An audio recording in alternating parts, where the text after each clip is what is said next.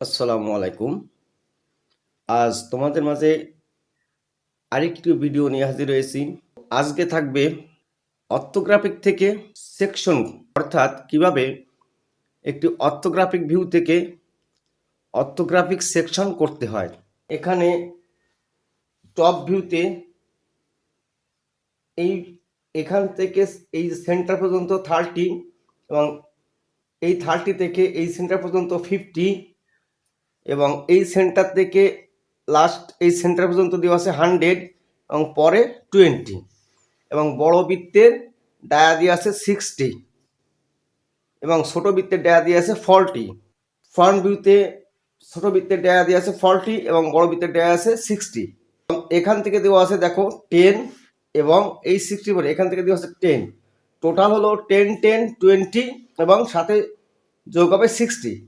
Height 80, এদিকে আছে 35 এবং এখানে দেওয়া আছে 8, মাঝে দেওয়া আছে 10, এই ভিতরে দেওয়া আছে 5।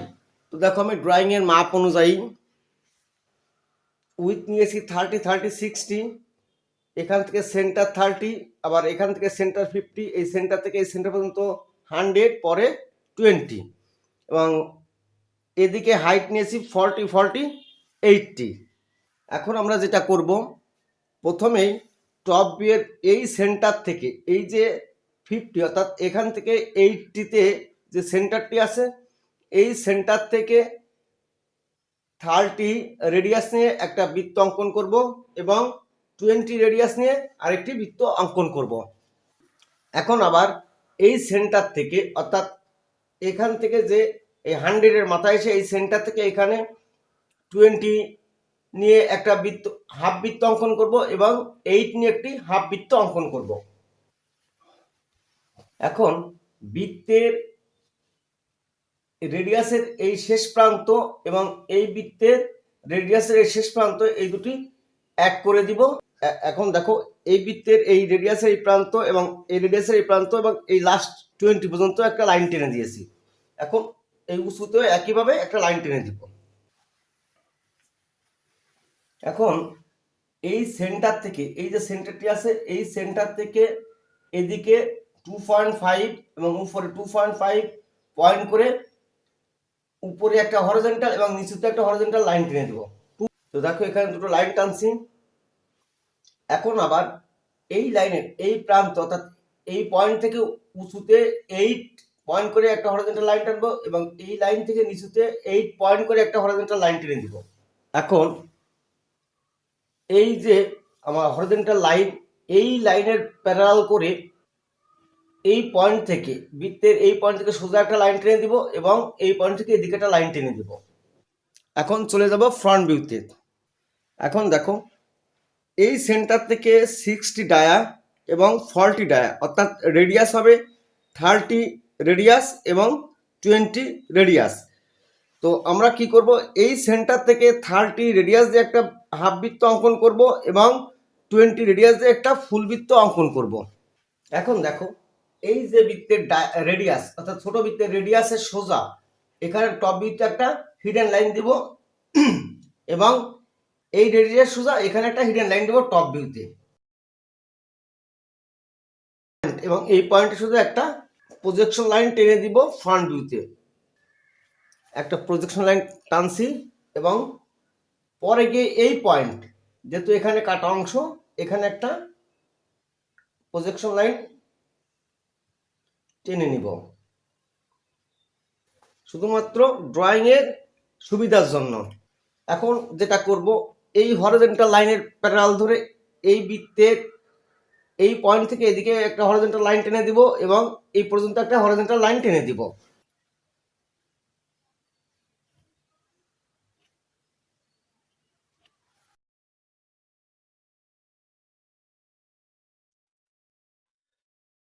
আমি আরেকবার দেখিয়ে দিচ্ছি।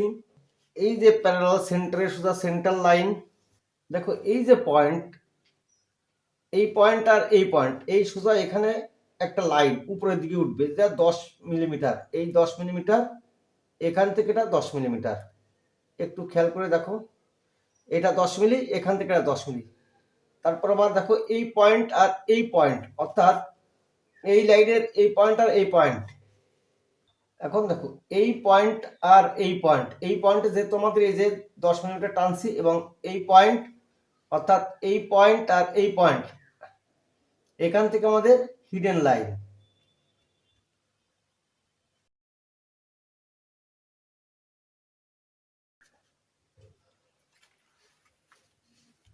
এই পয়েন্ট আর এই পয়েন্টের সোজা এখানে এটা ভিজিবল লাইন, এবং এখান থেকে যেহেতু কাটা পড়ছিল, এই যে সেন্টার সোজা কাটা, এখান থেকে এটা ভিজিবল লাইন, এবং এই পয়েন্ট অর্থাৎ এইটা পিছনের দিকে আছে, তাহলে এটা হিডেন লাইন। এখন আবার কি করব দেখো, এই যে বৃত্তের রেডিয়াস, এটা সোজা একটা প্রজেকশন লাইন টানবো এবং এই বৃত্তের রেডিয়াসের সোজা একটা প্রজেকশন লাইন টেনে নিব।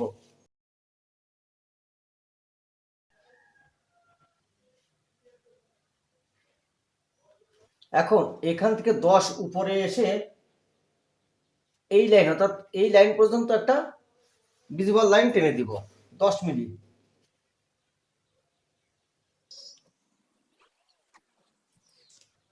এই লাইনটি এখানে যোগ করে দিব, এখান থেকে লাইনটি ইরেজ করে দিব এবং এই লাইনটি ইরেজ করে দিব। এখন একটু খেয়াল করি, ফ্রন্ট ভিউতে যে তোমার এখানে আছে 35, তাহলে কি করব, এই পয়েন্ট থেকে 35-এ পয়েন্ট করে একটা লাইন টেনে দিব।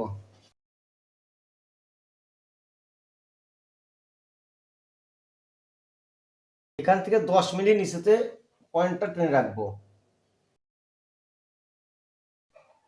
এখন এই পয়েন্ট, অর্থাৎ এখান থেকে যে 10 মিলি, এই পয়েন্ট আর এই হিডেন লাইনের এই পয়েন্ট যোগ করে দিব। এখন আবার এই লাইনগুলো ইরেজ করে দিব।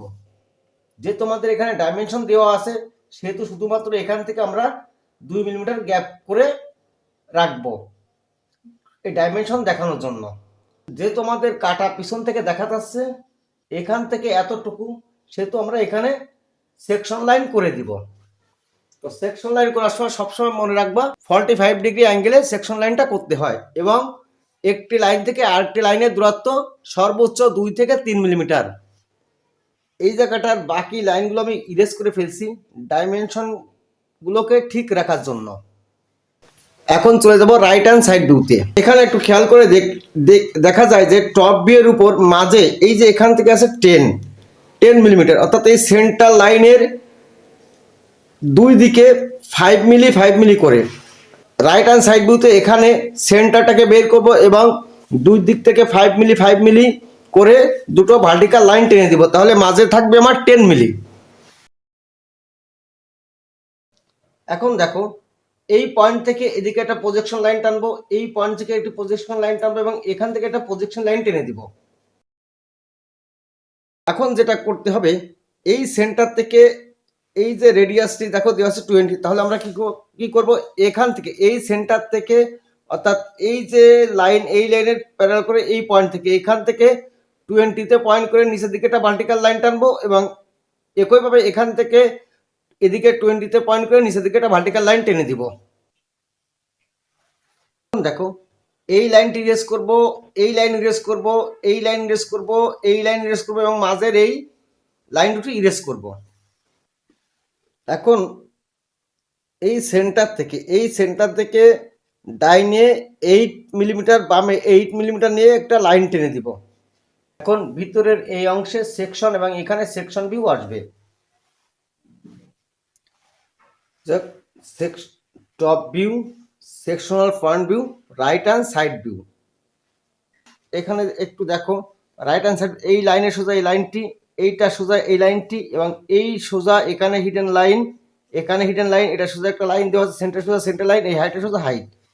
এখান থেকে দেখো যে 10 আমার এখানে দিতে মনে ছিল না, এখন মনে পড়ছে এই 10, এখানে 10 আসবে।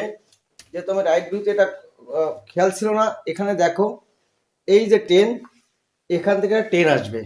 আমার ড্রয়িংটি শেষ। তো আবারও দেখা হবে তোমাদের সঙ্গে অন্য কোনো ভিডিওয়। সবাই ভালো থাকবে, সুস্থ থাকবে। আল্লাহ হাফেজ।